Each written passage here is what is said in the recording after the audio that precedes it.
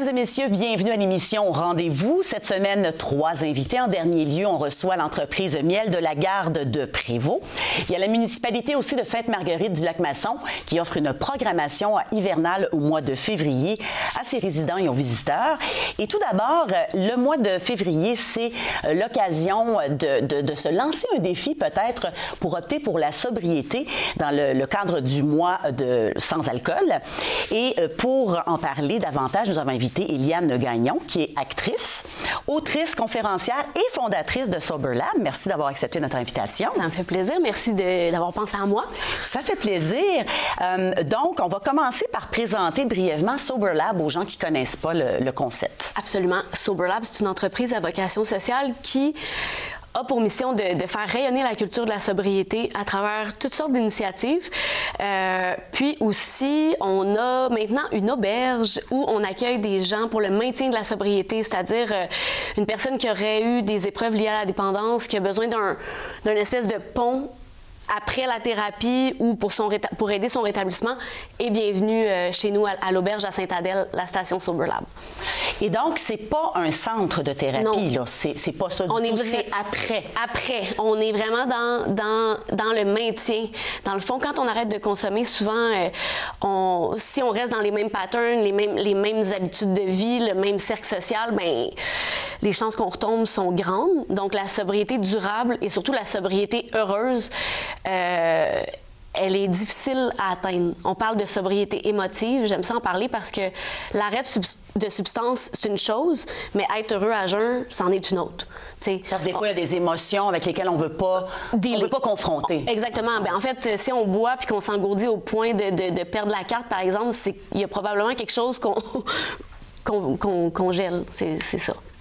Et donc, ça s'adresse à qui exactement? Est-ce que ça peut être des gens qui disent, moi, j'envisage d'être sobre, ou il faut déjà avoir passé, déjà être sobre pour profiter de cet endroit-là, disons-là? On demande idéalement un 30 jours d'abstinence dans l'optique où on vient résider pour plus qu'1 mois. On avait du court terme où les gens pouvaient venir faire un petit séjour d'un week-end, mais c'est en train de partir ce volet-là parce que on sait que le succès de la sobriété, c'est sur le long terme que ça se passe dans la communauté. Donc, on focalise sur le moyen terme, en fait. Donc, un 30 jours d'abstinence est requis pour venir chez nous, pour les adultes principalement, donc en haut de 18 ans. Donc, ça s'adresse seulement aux adultes, là, les adolescents, ça, c'est pas... On n'est pas là parce que c'est trop c'est compliqué de dealer avec les jeunes, avec les autorisations parentales et tout, donc... C'est un petit peu plus compliqué, ouais. là. Mais par contre, la plateforme soberlab.ca est accessible à tout le monde. On a des activités en virtuel aussi, donc les jeunes peuvent en profiter. On a le cœur de Sober Lab les lundis soirs en virtuel. On a des invités inspirants qui viennent partager leur parcours, un moment de discussion, puis c'est vraiment un espace sécuritaire pour en apprendre plus sur la sobriété, puis s'occuper de soi. C'est un peu une communauté. Absolument. Aussi, ça aide à soutenir là, les efforts. Absolument, oui. Ouais. Tout à fait. Puis pour revenir à l'auberge, ça c'est récent quand même, hein? C'était l'automne dernier? Oui. On a fait l'acquisition en décembre passé, mais ça fait juste 4 mois à peu près qu'on accueille des gens en maintien de sobriété. Et qu'est-ce qu'on y retrouve à l'intérieur? C'est des chambres? Oui, c'est des chambres. On a un espace communautaire où on veut offrir une programmation. On est en train de développer une programmation, mais tu sais, c'est beaucoup d'étapes, là, on s'entend, mais des conférences, des micros ouverts pour aller s'exprimer, parce que s'exprimer, ça permet de ne pas déprimer. J'aime ça dire ça, tu sais, quand on garde tout en dedans, ça va pas. Oui, exactement. Voilà. Et donc, ça, c'est pour les particuliers, les services qui sont offerts, mais il y a aussi des services pour les entreprises. Oui, c'est ça. Le programme Choix Sobre qu'on a lancé un peu avant les fêtes, c'est un programme de partenariat pour les entreprises pour offrir une sélection sans alcool. Avoir un sceau de reconnaissance Sober Lab, ça permet d'être affiché sur notre carte interactive. Puis les gens savent qu'en allant, exemple, au Théâtre du Marais, je vais donner cet exemple-là qui est à Valmorin, eux, ils ont embarqué dans le réseau, bien, le public va savoir qu'il y a une belle offre sans alcool, pas juste un vieux ginger ale qui traîne avec la poussière. Qui traîne avec la poussière. Fait que c'est ça l'objectif. C'est notre volet rayonnement de culture de sobriété, valoriser le choix de la sobriété pour tout le monde, en fait, tu sais, oui, il y a ceux qui ont des problèmes de dépendance, mais il y a ceux qui font le choix simplement conscient d'être lucides, de penser à leur santé, qui ont besoin des offres, tu sais, une variété de consommations qui sont festives, goûteuses, pas plates. Oui, exactement. Mais j'ai l'impression que la culture de la sobriété prend de plus en plus de place au cours des dernières années. Avez-vous constaté ça aussi? Oui, oui, vraiment. De plus en plus de gens se positionnent. Avant de tomber, justement, tu sais, on est conscient que l'alcool, c'est une substance qui est addictive et toxique, là, tu sais. C'est vendu en vente libre sur les tablettes, mais quand on y réfléchit, c'est comme c'est de l'éthanol qu'on consomme. C'est un empoisonnement. Exactement. Tu sais, fait les gens, de plus en plus, ont envie d'être bien, d'être lucides, de travailler sur leur santé émotionnelle, leur santé mentale. Puis l'alcool, ben c'est un dépresseur aussi. Fait c'est tous des faits qu'on met de plus en plus en lumière, puis la société en général est de plus en plus conscientisée. Parce que c'est vrai que l'alcool, c'est très accepté socialement. Absolument. Oui. C'est partout. Quand on ne boit pas, on se fait poser la question, mais non, tu ne bois pas, pourquoi? C'est ça. C'est difficile aussi de vivre avec cette décision-là, des fois. Absolument.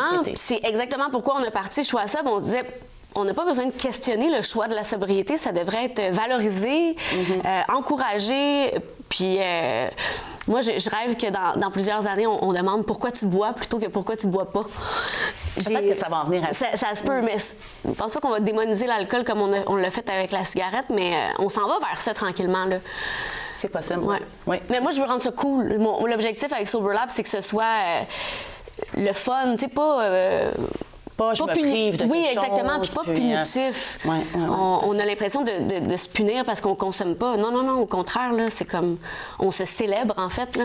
On favorise la santé. Absolument, oui, vraiment. Puis, quel conseil vous donneriez à quelqu'un qui veut justement prendre part au mois sans alcool?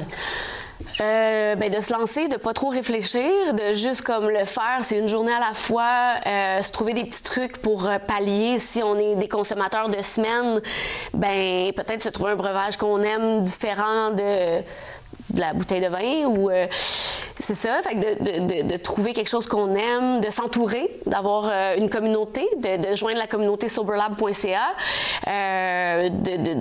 d'en parler ouvertement pour de rappeler aux gens que nous, on fait ce choix-là, puis pas être gêné, pas avoir honte. Oui, exactement. Ouais. Et qu'est-ce qui s'en vient pour l'avenir, pour Sober Lab? Beaucoup de choses. Là, on est en recherche de financement pour le volet, justement, le volet hébergement auberge. Le programme Choix Sobre, on veut le déployer dans les Laurentides, dans la région métropolitaine aussi. Donc, ça va être ça qu'on va mettre de l'avant dans nos développements. Puis, programmation à l'auberge. Puis c'est pas mal ça. Moi, je vais peut-être continuer de faire du contenu. J'ai des petites entrevues, là, mes moments inspirants. Je vais recommencer à faire ça parce que j'aime bien ça. Puis c'est ça. Pas mal ça. Les moments inspirants, c'est sur YouTube. Sur YouTube que vous faites ça. Sur soberlab.ca aussi. Soberlab.ca, il y a le lien aussi pour consulter ces entrevues-là. Puis il y a plein d'entrevues. Plein d'entrevues avec plein de gens inspirants. Puis c'est ça, on va continuer d'inspirer la sobriété, en fait. Merci beaucoup d'être venu nous en parler. C'est vraiment, justement, très inspirant. C'est bien de savoir qu'il y a cette ressource-là qui existe. Oui, vraiment. Puis on espère que ce soit ouvert au public de jour, sans hébergement. C'est juste que là, c'est tout le volet employé, staff qui est en... C'est ça, on n'est pas... On lance un appel aux gens, là, on cherche des employés. Du financement aussi. En fait, plus de bénévoles, je dirais. Des bénévoles. Des bénévoles pour... des bénévoles. Des employés, on n'a pas la structure, en fait, pour avoir des employés, mais bénévoles, financement, dons, toutes sortes d'affaires. Le message est lancé. On lance ça dans l'univers. Absolument. Merci beaucoup. Ça me fait vraiment plaisir. Pour ce que vous faites. Merci. Oui. On va faire une petite pause et on va parler de la programmation de Lac Masson en fête. Bougez pas.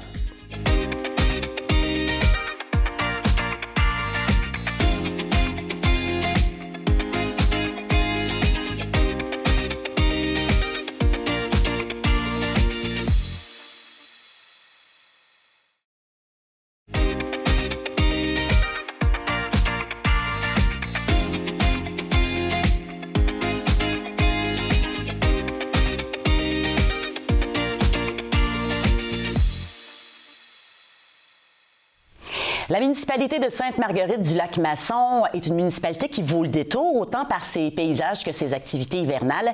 Et justement, on organise depuis de nombreuses années une très belle programmation et ça s'appelle Lac-Masson en fête. Cette année, ça a lieu du 3 au 25 février. On a avec nous le maire de la municipalité, Gilles Boucher. Bienvenue. Bonjour. Et la coordonnatrice au loisir, Patricia Comeau, pour nous dévoiler la programmation. Merci d'être là.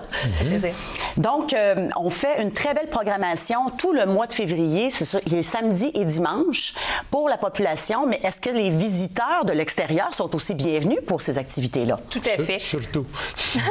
Surtout, on veut attirer les gens de l'extérieur, hein? C'est ça le but. Tout à fait. On a essayé de travailler avec toute l'équipe là, sur une programmation qui va vraiment toucher tout le monde, des tout petits jusqu'aux plus vieux. Puis certainement que tout le monde est bienvenu. On veut en même temps en profiter pour leur faire découvrir notre belle ville. Oui, tout à fait. Puis ça commence le 3 février avec le thème, c'est plaisir frisquet. Oui. Tout à fait. Plaisir frisquet. Donc, l'idée, c'est de jouer dehors, de jouer à l'extérieur, puis d'avoir des activités qui vont plaire à tous, dont le spectacle de Sama-Jam, un beau spectacle participatif qui va se faire sur le Lac-Ron. Sama-Jam, donc ça, c'est de la percussion. Oui. Ah, ça, c'est sûr que les tout-petits et les plus grands aussi vont apprécier grandement. Je vois aussi qu'il y a la réalité virtuelle qui est très populaire avec les jeunes. Oui. Aussi, ça fait partie de la programmation. Ensuite, on a le 11 février, Cupidon festif, parce que la Saint-Valentin approche. Oui, tout à fait. Donc, on essaie de donner un thème à chaque journée. Donc, Cupidon festif, on va aller aussi avec des jeux de couple ou de groupe, disons en paquet de 2. Puis, il va y avoir des prix aussi qui vont être remis avec ça. Essayer puis de rassembler tout le monde avec un tour de calèche, un conteur qui va avoir une belle histoire à leur raconter aussi. Donc, en même temps, faire visiter l'environnement. Et je vois que ça, c'est bien aussi une œuvre collective sur la neige. Ça va être quoi? Ça va être de la couleur... je ne sais pas exactement qu'est-ce que ça veut dire, là, mais... Oui, bien là, dans le fond, la présidente de la Maison des Arts, la toute nouvelle Maison des Arts de Sainte-Marguerite, a eu la belle idée de faire une œuvre collective. Donc oui, ça va être une peinture qui va être utilisée sur neige pour créer une œuvre. On va essayer de la garder, la conserver le plus longtemps possible. Donc tout le monde est invité à y participer. On va espérer qu'il fasse froid pour que ça reste en place. Hein? C'est ça le but. Il y a aussi un concours, Château de neige. Ça, c'est intéressant aussi. Là. Ça demande quand même certaines habiletés. Là. Oui, bien, le Château de neige, c'est un défi qui est lancé, je crois, à travers le Québec. Oui, selon moi. Partout. Tout à fait. Et nous, dans le fond, en haut loisir, on va commencer à faire des cubes de glace et des cubes de neige de couleur pour donner une base là, aux enfants et aux jeunes. Au moins leur donner quelque chose pour partir parce que la température est toujours un peu incertaine. Puis, ils vont pouvoir créer le château, puis... Là, c'est bien ça. Ça leur donne un peu une chance pour partir. Oui. Donc, 17 février, frisson sportif. Ça, c'est le thème.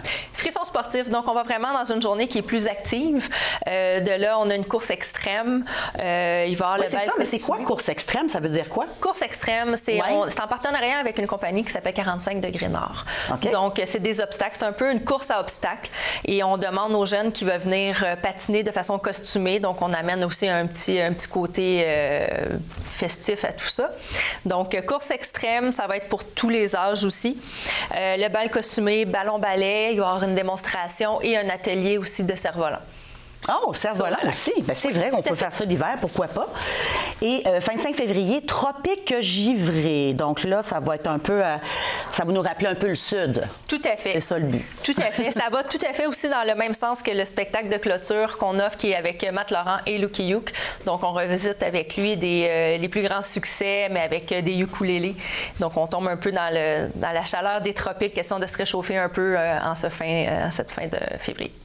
Et M. Boucher, moi, j'ai été surprise d'apprendre qu'il y avait une cinquantaine de lacs dans votre municipalité. 54 à Sainte-Marguerite-du-Lac-Masson, effectivement. Et pas mal tous occupés par des villégiateurs qui sont là, des résidents permanents aussi qui habitent là. Oui. Puis quelles autres activités on peut pratiquer justement sur les lacs en ce moment? Est-ce que c'est sécuritaire? Ou... Ben, souvent, c'est les citoyens eux-mêmes qui vont se faire une petite patinoire devant chez eux. Mais on n'a pas 54 lacs où on a un accès partout. Donc, on ne peut pas intervenir comme on veut. Mais c'est les activités familiales d'amis qui vont sur les lacs comme on fait. Mais on sent que la population vient au lac Masson parce que c'est organisé. Oui, exactement. Je suis déjà allée moi-même un hiver, et puis c'est très impressionnant. C'est quand même un très grand lac, hein? Faut le dire. Oui, c'est un très grand lac, comparable un peu à celui du lac des Îles d'Entrelac, un peu comparable à ça. Et moi, ce que j'aime des activités que Patricia et sa coordonnatrice adjointe a fait, c'est que c'est dynamique, c'est nouveau, il se passe des choses. Et parlez donc de la gratuité de tout ça, là, et qu'est-ce qui est payant, c'est important. Ben oui, c'est vrai. Parce qu'on aime beaucoup recevoir la visite sans la faire payer. Là. Ben oui, on aime ça, nous autres aussi. Oui, oui. Bien, je dirais que toutes les activités sont gratuites pour tout le monde. Donc, il n'y a pas de prix d'entrée, que ce soit même pour l'expérience virtuelle qui va se faire à l'intérieur, parce que, bon, comme on ne connaît pas la température, ça se peut que ce soit plus frisquet. Donc, ça va se dérouler à l'intérieur. Tout est gratuit. C'est vraiment le but et l'objectif aussi que le maire voulait apporter à Sainte-Marguerite, que ce soit accessible pour tous, que le spectacle, toutes les activités, tout ce qui peut être payant, peut-être, c'est les petites collations ou les breuvages, cafés qui vont être vendus sur place. Mais pour ce qui est de la programmation, c'est une gratuité totale. Donc, on invite tout le monde à venir. Soyez pas gênés, c'est ça qu'on veut dire. Venez à Sainte-Marguerite-du-Lac-Masson, il y a une belle programmation. Merci beaucoup d'être passé nous voir. Merci de nous avoir reçus parce que c'est à travers les médias qu'on se fait connaître. Hein? Exactement. Que les autres municipalités peuvent voir ce qu'on fait. Bien, bienvenue à Sainte-Marguerite. Certainement. On invite tout le monde. Merci beaucoup d'avoir été là. Merci. On fait une pause et au retour, on vous présente des produits issus du miel de l'entreprise Miel de la Garde.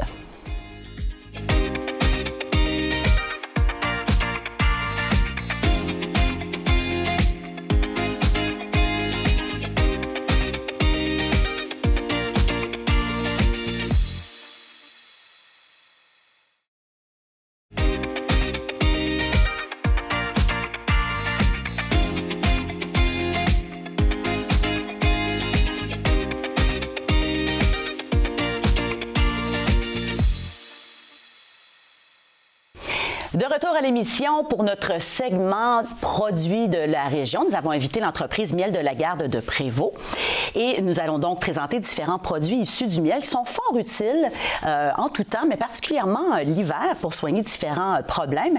Et nous avons avec nous Simon Dutil-Paquette qui est copropriétaire de l'entreprise. Bienvenue. Merci beaucoup. Bonjour. Vous avez amené beaucoup de produits. On va sauter dans le vif du sujet. On va commencer par le miel. Et je vois qu'il y a différentes sortes de miel. En fait, vous faites du miel bio, c'est important de le préciser. Absolument. On est très peu au Québec à être certifié biologique. Et nous, on est une de ces entreprises-là. On fait plusieurs miels, comme vous l'avez mentionné. Il faut savoir que le miel, c'est issu du nectar des fleurs. Il y a plusieurs de grandes floraisons durant la saison. Et en faisant plusieurs récoltes, on obtient plusieurs miels. Par exemple, fleurs sauvages, verge d'or, tilleul, fleurs de printemps. Ça va influencer le goût, là? Ça va influencer le goût, la composition du miel également, la couleur, la vitesse de cristallisation. Tout ça, c'est unique. C'est comme des grands crus. Si on faisait une analogie avec les vins, bien, le miel, c'est comme c'est issu de différents cépages qui sont les fleurs. Et dans les Laurentides, considérez-vous que c'est un endroit qui est propice pour les abeilles, pour faire du bon miel? On a des bonnes fleurs dans les Laurentides? Ça fait de l'excellent miel, mais encore, faut-il, dans votre question, il y a aussi, est-ce que c'est bon pour les abeilles? Donc, oui, ça l'est, mais on ne peut pas faire de l'apiculture à de grande échelle dans les Laurentides. Il n'y a pas assez de fleurs pour soutenir une grande quantité de colonies. Donc, il faut les disperser. Donc, nous, on a 500 colonies, 500 ruches qui sont dispersées sur un immense territoire. On voyage beaucoup pour aller les visiter, mais ça assure qu'il y a suffisamment de ressources pour qu'elles soient en santé.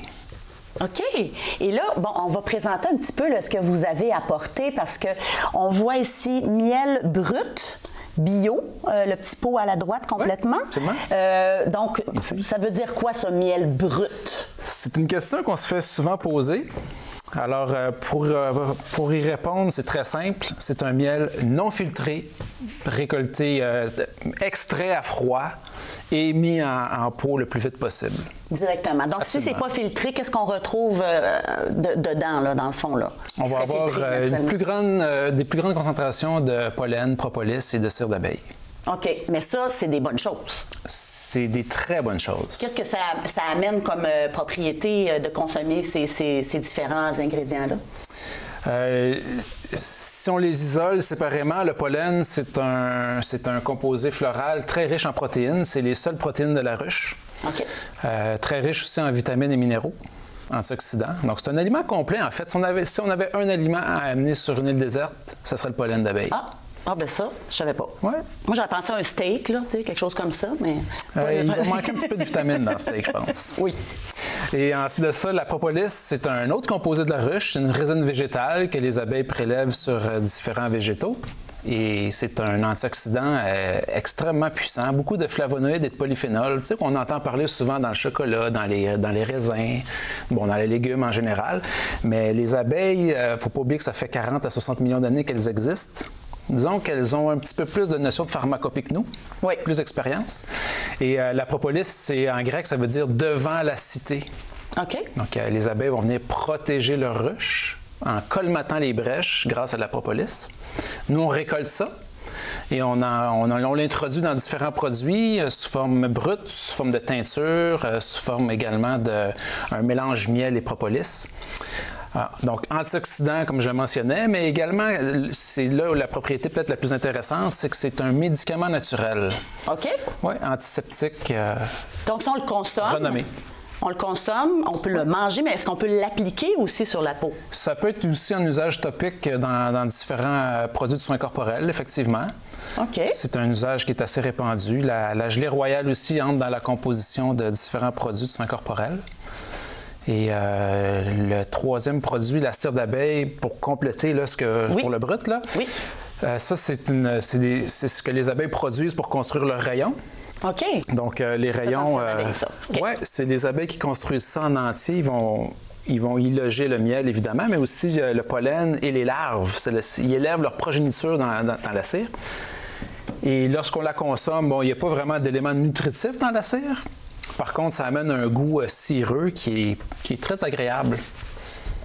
Et je vois un pot ici, là, montrez-nous là, celui-là, le petit pot. Oui, ça, qu'est-ce que c'est, ça? C'est le pollen dont je vous parlais. Ça, c'est le pollen? Oui, c'est du pollen d'abeille séché, donc qui est prêt à la consommation. On peut le manger dans un yogourt, un smoothie, une salade, etc. Okay. Mélangé à du miel également, c'est on saupoudre ça, là, puis ça nous donne de la protéine, comme vous disiez tantôt. Là. Ouais. Le goût, ça va goûter quoi, ça? C'est dur à décrire, hein, j'imagine. Oui, c'est dur à décrire. Il n'y a pas vraiment de comparable. On mange vraiment la semence mâle des fleurs qui a été agglomérée par la salive des abeilles. Là. C'est un produit unique, c'est un produit naturel unique qui moi, je trouve qu'il est excellent au goût, particulièrement mélangé à du miel. D'ailleurs, on sort un nouveau produit fin janvier. Ça va être miel, pollen, propolis, gelée royale, qui va s'appeler la garde royale. Et là, ça va être un ensemble de ce que produit l'abeille dans un seul pot. Wow! Ça promet énormément. Absolument. Mais je vois aussi la garde malade. Qu'est-ce que c'est? Ça a attiré mon regard aussi, là. La garde malade. Vous n'êtes pas la seule. Non, je ne suis pas la seule. Vous n'êtes pas la seule. Donc, la garde malade, on a deux versions. On a une qui est plutôt orange, une qui est plutôt verte. Essentiellement, c'est un mélange de miel, des huiles essentielles et de la teinture de propolis. OK. Puis qu'est-ce qu'on fait avec ça? C'est pour soigner quoi? C'est pas nécessairement pour soigner. Non? Oui, ça prend soin de nous, c'est réconfortant. C'est un usage dans une eau chaude, par exemple. Donc, ça va faire office de tisane et on va avoir effectivement les bienfaits du produit. Est-ce que c'est médicalement ou thérapeutiquement souhaitable? Bien, ça, je peux pas le dire, je suis pas médecin. Mais moi, tout ce que je sais, c'était excellent au goût et ça fait du bien. C'est ça qui compte en réalité. Hein? Et vous avez aussi le crémeux. Ça, c'est pas tout à fait pareil, la texture et vous avez raison. Oui, comment effectivement. Ça se fait qu'il est comme ça? C'est qu'il a été brassé pendant une semaine à froid. Donc, la cristallisation va s'opérer très rapidement. On essaie de cristalliser le miel le plus vite possible. Pourquoi? Parce que les cristaux vont être plus linéaires et il va demeurer souple. Alors qu'un miel qui cristallise naturellement, donc ici, on le voit, il est complètement cristallisé. Ici, j'ai un miel qui est encore liquide. Alors, la cristallisation naturelle, elle, va généralement être un peu plus rigide, quoique des miels qui cristallisent et ça va demeurer quand même souple.